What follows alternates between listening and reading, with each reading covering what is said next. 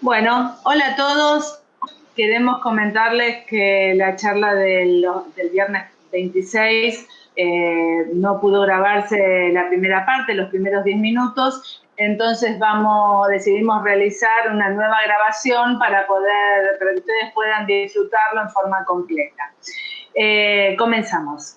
Agradecemos la invitación del Ministerio de Espacio Público e Higiene Urbana, a Clara, a Juan y a Lucas por darnos esta oportunidad de participar en este ciclo. Y queremos hacer un agradecimiento especial a Rosana y a Sofía por acompañarnos, por bancarnos en el armado, y a Paula por la linda estética final. Tratamos con esta presentación de incentivarlos a recorrer este maravilloso y necesario mundo de la sustentabilidad y a que se den cuenta que todos, absolutamente todos, tenemos algo a nuestro alcance para hacer. Sigamos con este camino que hace años inició el gobierno de la Ciudad de Buenos Aires. Como integrantes de este gran equipo del Ministerio, que intervenimos directa e indirectamente en el espacio público y bajo el efecto actual y futuro del impacto del cambio climático, nos preguntamos de qué modo podemos trabajar en nuestra ciudad para que nuestro aporte sea verdaderamente sostenible. Debemos ser conscientes que todas las medidas que podamos llegar a tomar, podrán contribuir a reducir emisiones contaminantes y, en consecuencia, favorecer en la lucha contra el calentamiento global. Desde este lugar surgió la idea de ahondar en la temática de la infraestructura verde, conocer qué es, cuáles son sus beneficios, cómo aplicarla en nuestras obras y conocer qué limitaciones podemos llegar a tener y de qué modo resolverlas.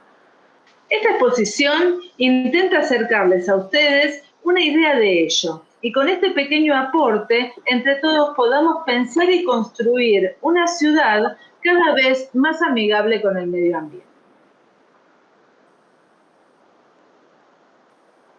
Bien, luego de esta presentación que ha realizado Cecilia, nosotros propusimos una actividad que constaba en que todos los participantes respondan la siguiente pregunta.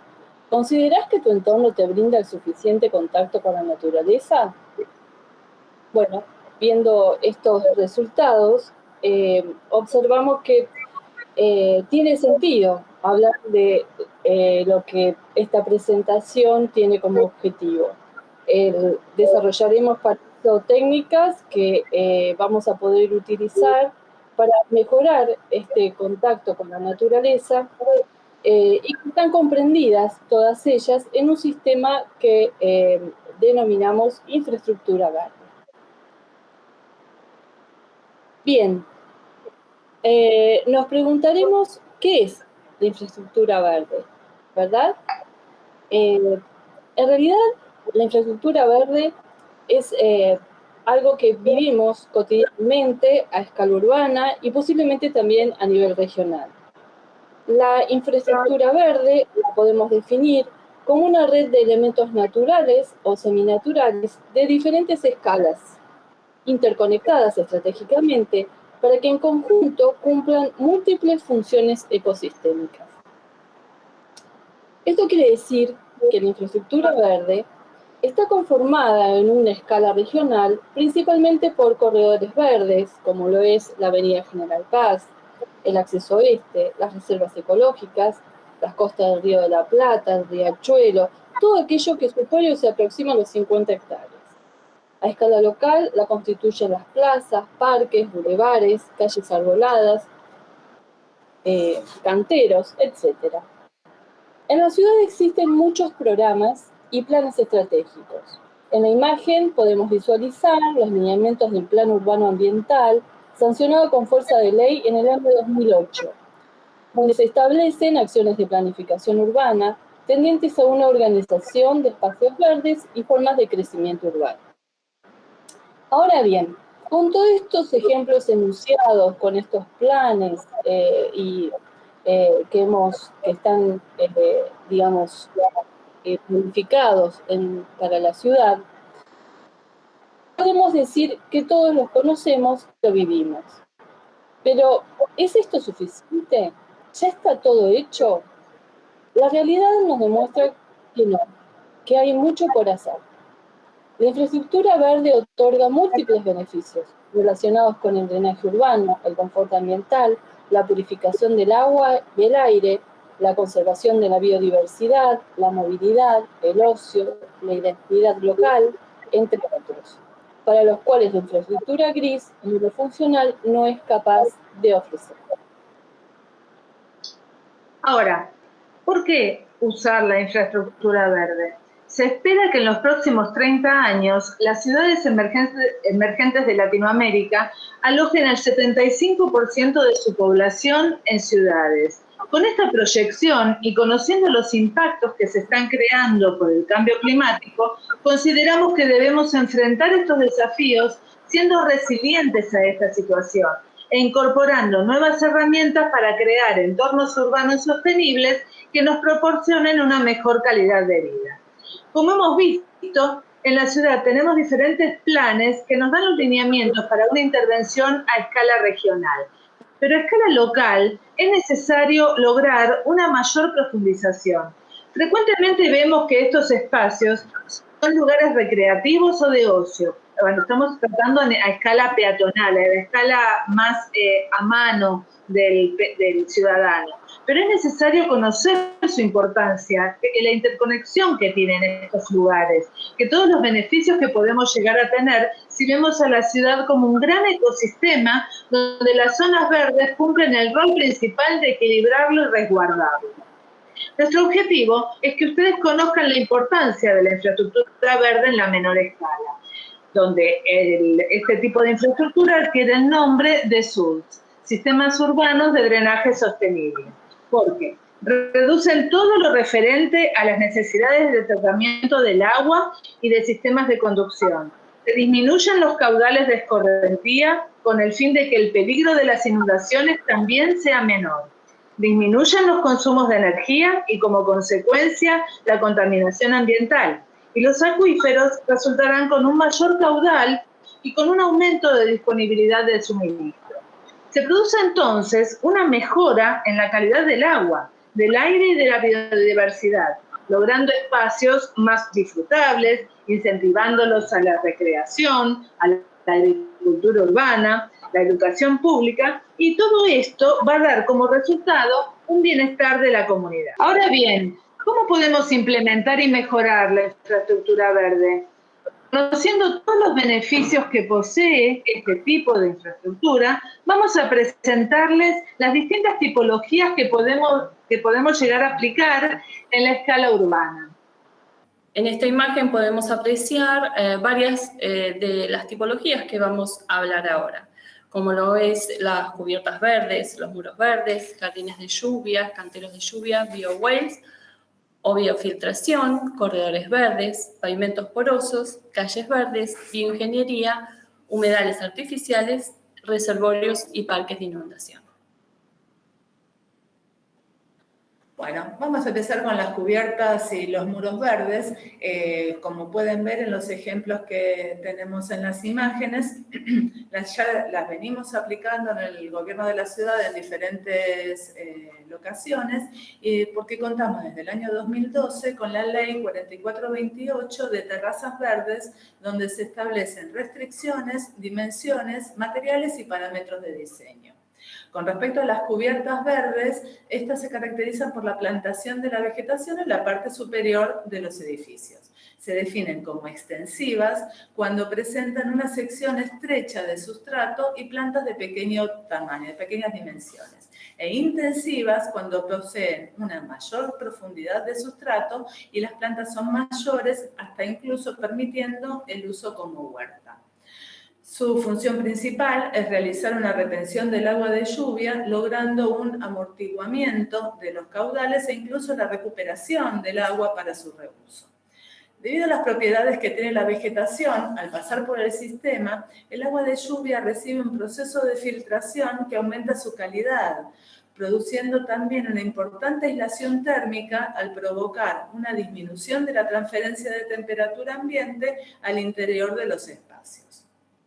Por supuesto existen desventajas, porque debe de verificarse la capacidad portante de la superficie a cubrir y la realización de una correcta impermeabilización, ya que el peso adicional y la posibilidad de ingreso de raíces en los huecos y fisuras pueden ser generadores de serios problemas de humedad. En este caso, en la imagen que estamos presentando, tenemos la cubierta del edificio de la Comuna 12 en Saavedra, que se hizo recientemente, donde se ve una interesante intervención. Ahora pasamos a los muros verdes, que son los que permiten cubrir la superficie vertical con vegetación. Y también tiene una clasificación de fachadas verdes, que son cuando las especies se plantan en el suelo o en macetas y crecen directamente por la pared apoyadas en soportes y no necesitan ningún otro tipo de tecnología para el mantenimiento. Y los muros vivos, cuando utilizan materiales para soportar una mayor cantidad de variedad de especies, permitir un crecimiento controlado y alcanzar mayores alturas de desarrollo. Esta tipología requiere una mayor inversión, es un poco más compleja, ya que precisan un sistema de riego por goteo, bombas, tendido eléctrico y el monitoreo periódico para la conservación de los nutrientes. En este caso, esta es la fachada verde que hemos hecho en conjunto con la DGRU y la DGBRU, hace aproximadamente 3 años en el Centro Cultural Recoleta, donde podemos ver, más allá que ahora está tapiado, ¿no?, pero está en muy buen estado de conservación. Bien, otro de los componentes de la infraestructura verde es el jardín de lluvia o los canteros pluviales. Estos son depresiones topográficas de baja profundidad con la función de recibir el agua de las cubiertas y de otras áreas impermeables. Estos jardines suelen conformarse por 3 capas, un suelo compostado, como lo podemos ver en la imagen inferior, un suelo compostado superior, luego una capa de arena y otra de piedra. Por lo general se pone un geotextil entre la capa de arena y piedra para no permitir que las raíces interfieran con la capa de drenaje de piedras. Bien. Esta parte superior, compostada, tiene una función fundamental, que es la de bioremediación, ya que el compost posee microorganismos o bacterias que degradan la contaminación. Pero también las plantas que poseen estos jardines tienen una función que se llama fitorremediación, que lo que hace es también filtrar la contaminación a través de sus hojas y sus raíces. Bien, estos jardines de lluvia permiten mejor permeabilidad del suelo, reteniendo y filtrando el agua hacia las napas freáticas, mitigando los anegamientos y a la vez mejorando la calidad del aire, del suelo y del agua. Se trata de una técnica de bajo costo y de baja complejidad. Se pueden aplicar en diversos lugares de la ciudad, como pueden ser parques, plazas, estacionamientos, patios de acceso, canteras, es decir, múltiples espacios. Ahora, lo que sí es importante es ubicarlas en un sector en donde haya una buena diferencia de profundidad entre esta capa y las napas freáticas, para así poder garantizar el retardo del escurrimiento y permitir un filtrado del agua de lluvia.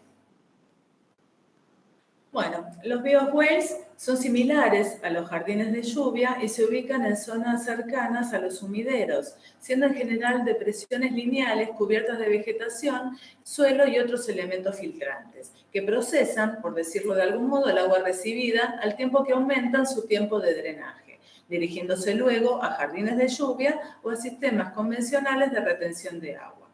Son tratados con diferentes capas de tierra, arena y mantas geotextiles y ralentizan el desbordamiento del sistema de alcantarillado. ¿Dónde los podríamos utilizar? Principalmente en las ampliaciones de veredas o lugares donde el tránsito sea de bajo a intermedio, con reducido nivel de contaminación, porque estas áreas son pequeñas y pueden absorber hasta determinada cantidad de contaminantes. verdes. Estos sistemas demandan un pequeño incremento en su complejidad con respecto a los jardines de lluvia, pero igualmente estamos hablando de cosas trabajos bastante elementales y siguen siendo sistemas de costo reducido. Bien, como observamos en la imagen, el pavimento poroso de adoquín o también el Smart Pave es lo que más hemos utilizado acá en muchas obras del gobierno de la ciudad y también, obviamente, de nuestra dirección de la DGOLU. Para poder contar, pero sí es necesario para poder contar con los beneficios de este tipo de pavimentos, es que la subbase sea permeable. El objetivo de estos pavimentos es generar zonas donde el agua se infiltre o se almacene amortiguando y reteniendo las cantidades precipitadas. Su estructura consiste generalmente en la ejecución de 3 estratos. La parte superior, que es se la denomina capa de rodamiento, luego viene una capa de arena y luego otra de piedra. Existen 3 tipos de pavimento poroso. Tenemos el asfalto poroso, el concreto poroso y los adoquines o los modulares. Bien, esta técnica también, como la que explicamos anteriormente, se puede conducir, se puede almacenar el agua de la precipitación. En la capa de piedra se colocan cañerías de drenaje que captan el agua y luego son conducidas a cisternas o depósitos de almacenamiento. Es recomendable también que estos pavimentos se realicen en zonas de baja pendiente, en donde haya un bajo también tránsito, porque, bueno, tienen poca resistencia, ¿sí? Y también pueden utilizarse en diferentes lugares, puede ser calles, veredas, plazas, parques. Bueno, nosotros ya hemos utilizado gran parte de estos pavimentos en la ciudad. Bien. Bueno, luego continuamos con las calles verdes, que son sendas arborizadas que priorizan la circulación de peatones y ciclistas. En ellos se reduce el límite de velocidad y no se permite el tráfico de vehículos de gran porte. Mejoran la permeabilidad del suelo, logrando un uso sostenible y tienen funciones paisajísticas de recreación e identidad urbana. En el caso que tenemos en la ciudad es que con la reapertura de los espacios públicos con el efecto de la pandemia COVID-19, se ha reducido el tránsito en algunas calzadas y en zonas de pavimentos permeables. Ahora contamos con la imagen de este tipo de calles, ya que la naturaleza fue avanzando y está dando su presente. También tenemos un proyecto de ley para que calles de diferentes barrios puedan llegar a ser calles verdes e incluso en este proyecto de ley se están incluyendo muchos de estos elementos que estuvimos nombrando. Bien, tenemos otra tipología que son los corredores verdes. Estos son espacios libres, lineales, adyacentes a corredores naturales, como pueden ser ríos, valles, cursos de agua o vías vehiculares, que conectan lugares de interés, parques, reservas naturales, patrimonio cultural o áreas habitacionales. Estos corredores se planifican, se diseñan y se gestionan con fines ecológicos, también recreativos, culturales, estéticos o compatibles con conceptos de uso sostenibles de la tierra. Por ejemplo, en nuestra ciudad, la Dirección de Planeamiento Urbano realizó el Plan Territorial en el año 2011, donde se establecieron diferentes usos y clasificación del espacio público. Y podemos observar en este mapa cómo se han planteado los corredores verdes, que se apoyan básicamente en la hidrología y la topografía del lugar de nuestra ciudad, y que también relacionan e interconectan el borde costero, introduciendo también la naturaleza hacia el interior de la ciudad. no solo por la flora, sino también a través de la fauna, como puede ser la polinización y reproducción natural en estos entornos que se vuelven cada vez más propicios para su hábitat. Es decir, que con estos planes territoriales que ya tenemos los lineamientos de los corredores verdes. Y también tenemos a escala local lo que se denominan conectores verdes, en donde existe una interrelación entre estos corredores y los conectores, creando así una trama verde como la que vemos en la imagen. Bien, en la imagen inferior podemos ver un proyecto de la DGRU del Corredor Verde del Norte, donde está conformada la Avenida Libertador, una vía que comunica importantes puntos recreativos de interés. Es por ello también que tratamos de continuar este plan trazado por el GCBA. Existen trabajos realizados a los que todos tenemos y podemos comprometernos a dar continuidad. Bien, bueno, otra tipología que tenemos es la bioingeniería. Comprende el uso de elementos vegetales como material constructivo, ramas, esquejes, troncos de árboles caídos o plantas vivas, combinados con materiales inertes como rocas, gaviones, fibras naturales. Tanto los elementos vegetales como los inertes conforman una trama y anclajes en la tierra, que sumando la vegetación del entorno, contribuyen a estabilizar pendientes o márgenes de espejos de agua. Este sistema beneficia la infiltración y el filtrado de contaminantes, mitigando anegamientos, reduciendo la erosión y mejorando el hábitat local. ¿Dónde lo podemos aplicar? Bueno, en espacios donde tengamos diferentes niveles topográficos, erosión o deslizamiento del suelo. Estos pueden incorporarse también en parques, costas de río o arroyos o taludes de ferrocarriles, como es el ejemplo que estamos viendo en la imagen superior. En este caso, vemos la contención del terraplén del ferrocarril San Martín en la avenida Juan B. Justo, entre Libertador y Santa Fe, donde se utilizaron troncos y gaviones con una interesante parquización.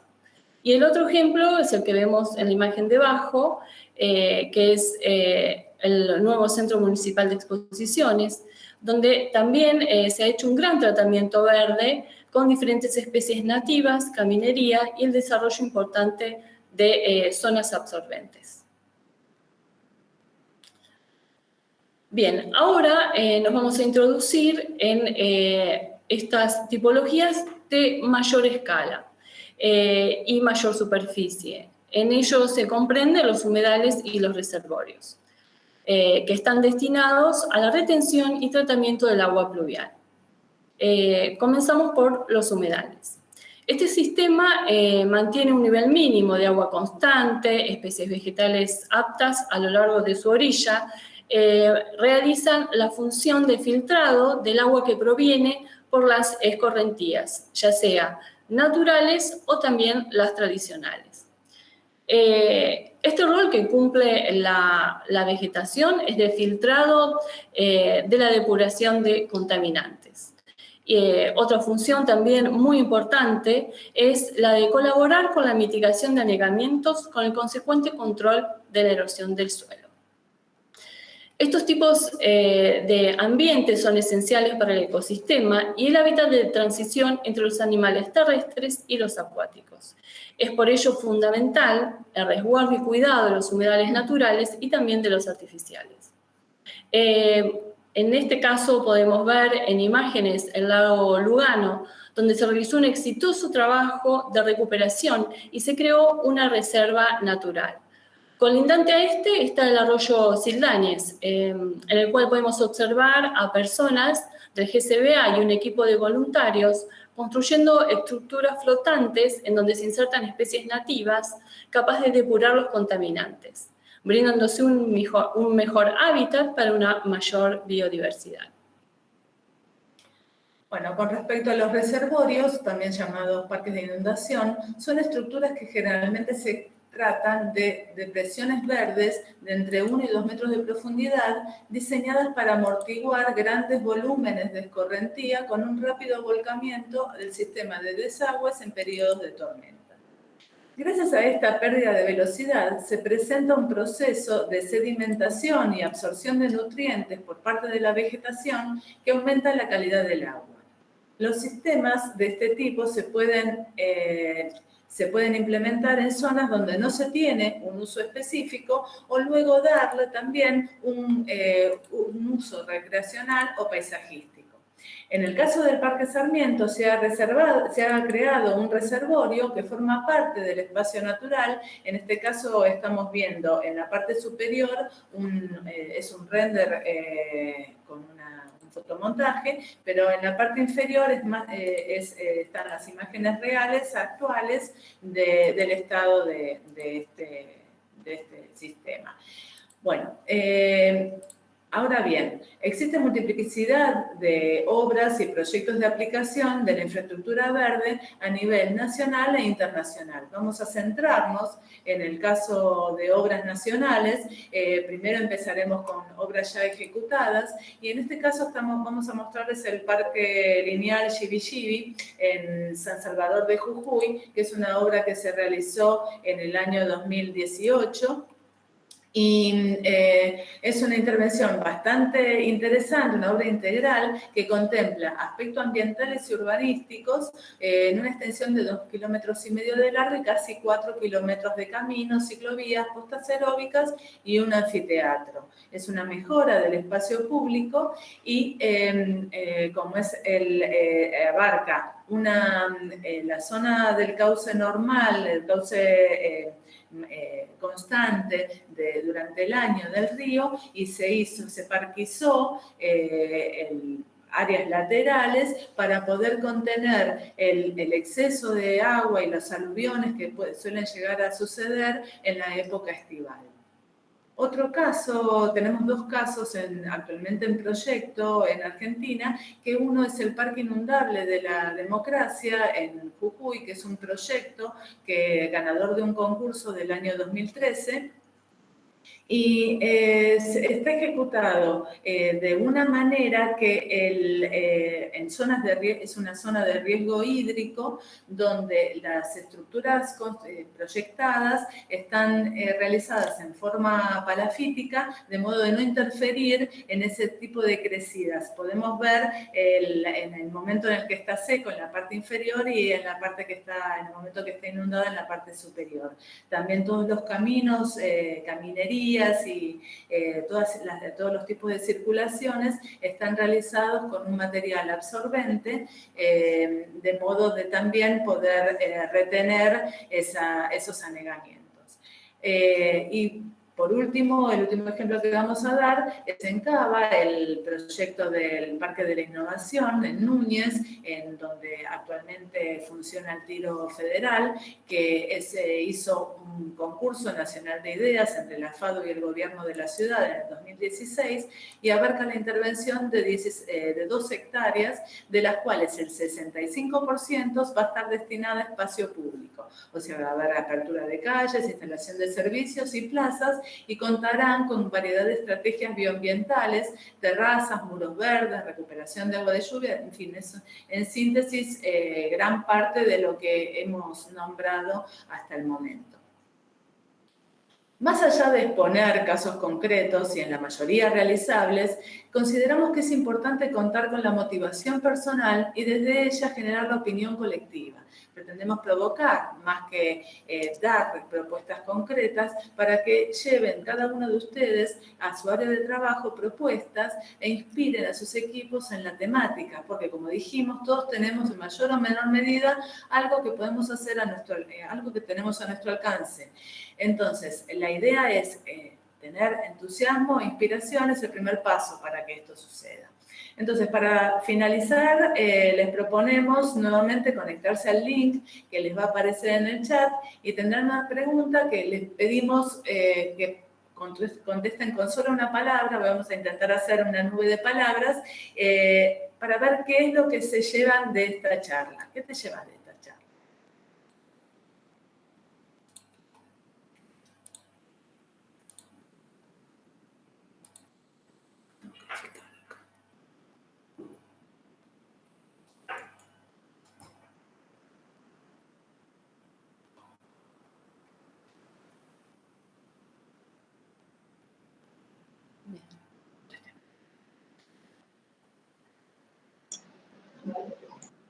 Bien, muchas.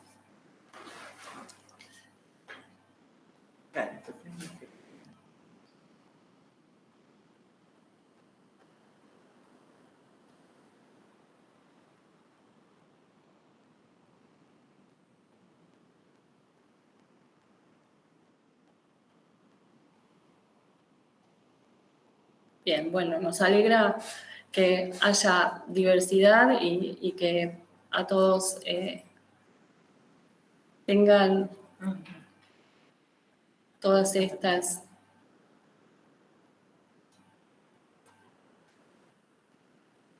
maneras de expresarlo. Bueno, vamos a...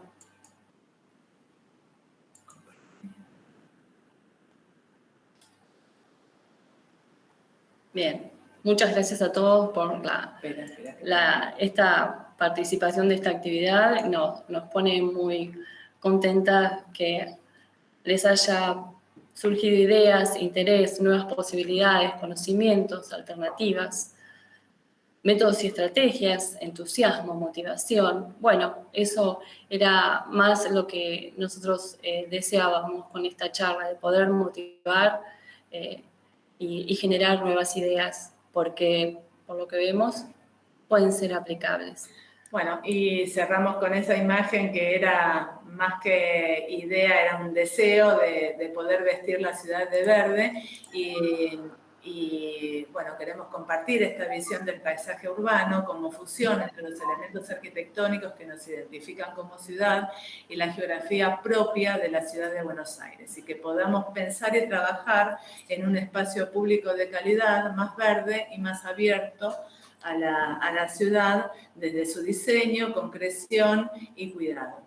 Bueno, expandiéndonos a las diferentes posibilidades que hemos presentado, en su mayoría son simples, con uso de materiales que están a nuestro alcance y sin grandes tecnicismos ni inversiones, abramos las puertas de la ciudad a la naturaleza. Ahora, a la bibliografía, les incorporamos también la bibliografía para poder encontrar documentación ampliatoria, y nos despedimos con una imagen, a ver si podés acceder vos. Un video que es un resumen de todas las... un video que es un resumen de estas actividades, a ver si podemos... Sí. No, ahí lo está. Sí, pero no sé si... ¿Estoy viendo? Sí, ¿Se está viendo? Sí.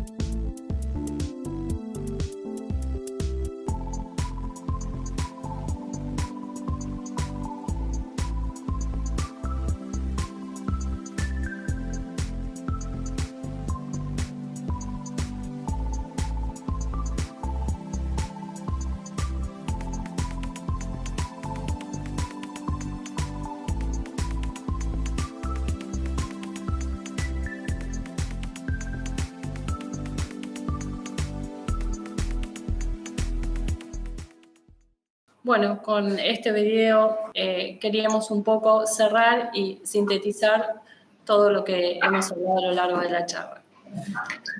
Bueno, hola, ¿qué tal? Perdón. Yo, Ceci, les queremos agradecer por la charla.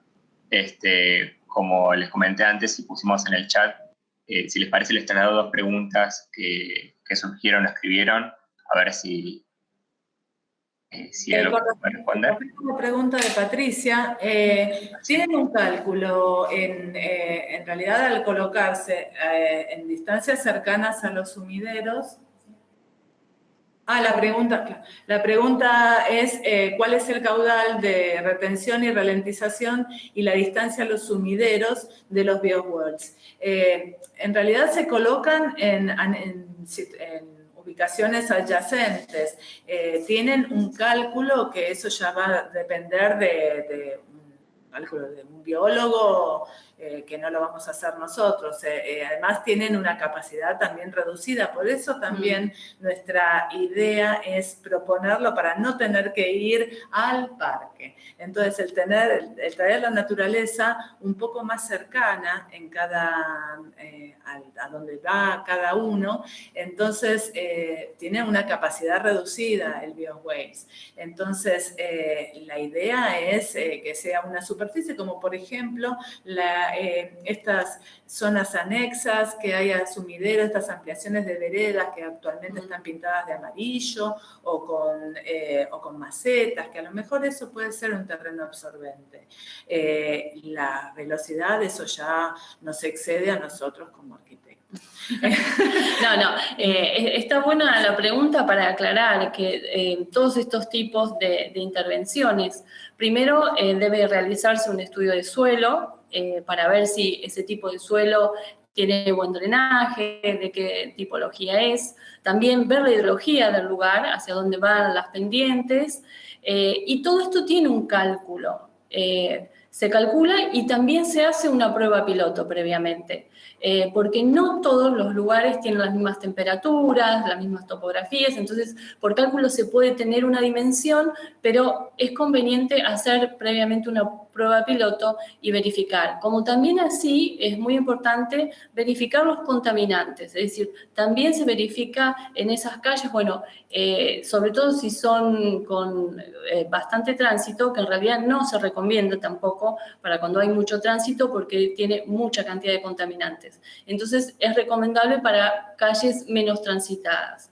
También la contaminación se mide y se evalúa si hay hidrocarburos, aceites. Entonces también en base a toda esa información después se verifica qué tipo de plantas se colocan, porque como decíamos en la charla, la fitorremediación, hay plantas que absorben ciertos contaminantes. Entonces también hay que buscar ese tipo de plantas. Y también hay que tratar de que sean plantas autóctonas, ¿no?, del lugar.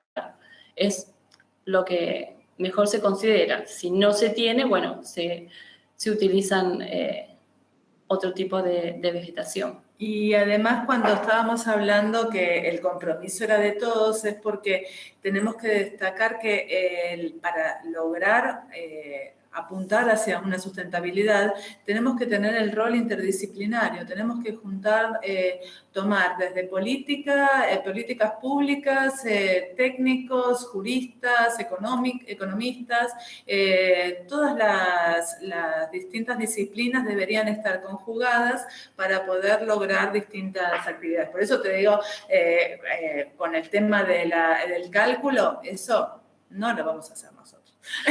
No. Va a haber biólogos que sí van a saber, incluso con el estudio, esto que decía Yoli, del tema de la fitorremediación, qué tipo de plantas pueden ser las aptas para poder utilizar. No sé si estás contestada tu pregunta, Patricia. Y con respecto a la pregunta de Juan sobre las terrazas verdes, que había una ley que preveía la reducción en los impuestos de aquellos inmuebles que tengan ese tipo de cubiertas, pero creo que nunca se instrumentó. ¿Saben algo sobre eso? Pues les consulto porque sería un buen empuje para impulsar las construcciones. Yo lo que sé es que siempre hay anexos que se están incorporando a la ley, que incluso querían incorporar también las fachadas verdes, pero estaba siempre, no sé hasta qué punto está, personalmente no sé hasta qué punto está implementada el tema de la reducción. No, la reducción, hasta donde yo sabía por un proyecto que había hecho hace un par de años, todavía implementada no, pero sí el gobierno de la ciudad tenía un equipo de gente que te capacitaba y te apoyaba para que vos realices terrazas verdes. Hasta eso sí. Ahora, ya la reducción de impuestos creo que todavía no se implementó. ¿Alguna otra? Bueno. Creo que esas son... Que las propuestas son todas muy buenas, pero ocupa un mantenimiento. Sí. Unas cuantas propuestas de estas que hemos analizado no requieren un mantenimiento mucho mayor que el que tenemos, que el sud adyacente al como es a un sumidero no requiere un mantenimiento mayor. No, tiene que ser periódico, de verificar que, bueno, lo que se hace por ahí en espacios verdes, ¿no? De las malezas, las hierbas malas, pero realmente también se trata de poner en estas tipologías plantas que resistan, que no sean delicadas, hasta también que no necesiten riego. Son, digamos, plantas particulares. Pero es cierto que sí, que necesitan un mantenimiento. Pero también es cierto que este mantenimiento no necesita de mano de obra muy calificada. Entonces, no es tampoco una gran inversión su mantenimiento. O incluso hacer programas que hasta los vecinos podrían llegar a participar. Es una cuestión, un cambio de mentalidad. Vamos a ver. Vamos a poder. Seguro. ¿Hay alguna ciudad latinoamericana que, por ejemplo, estas políticas, y bueno, en sudamericana, en Medellín, en Curitiba, hay muchos planes. En Colombia hay bastantes intervenciones realizadas debido a tratar de mostrarse ante el mundo de otra manera, luego de todos los problemas que ha tenido mundialmente conocidos, ¿no? Pero se han realizado en Medellín intervenciones bastante simples en las que han logrado muy buenos resultados. Pero incluso en Argentina tenemos a la RAMC, que es la red de municipios, que en Gualeguaychú, en distintas localidades, en Mendoza, han hecho muy buenos trabajos, así que se está haciendo. En realidad, quizás en Europa están un poquito más avanzados, pero nosotros estamos yendo de a poquito, a pasito de hormiga, pero estamos yendo. Es un cambio de mentalidad. Sí. Gracias, Sandra. Bueno, esperamos que les haya gustado. Acá tenemos nuestros mails y gracias por la paciencia. Perdón por el sonido del video, pero bueno, seguramente van a poder tener acceso a este material y van a poder verlo con el sonido. Sí, vamos a compartir las diapositivas. En las diapositivas están todos los links y lo que no está en las diapositivas está en la bibliografía, así que pueden acceder. Y bueno, ya está. Bueno, muchas gracias, Ceci y Yoli. Y nada, gracias a todos por participar y los esperamos la semana que viene para la última charla también de lo que es el ciclo, que va a ser sobre los objetivos de desarrollo sostenible. Así que nada, que tengan todos un muy buen día. Muchas gracias. Muchas gracias.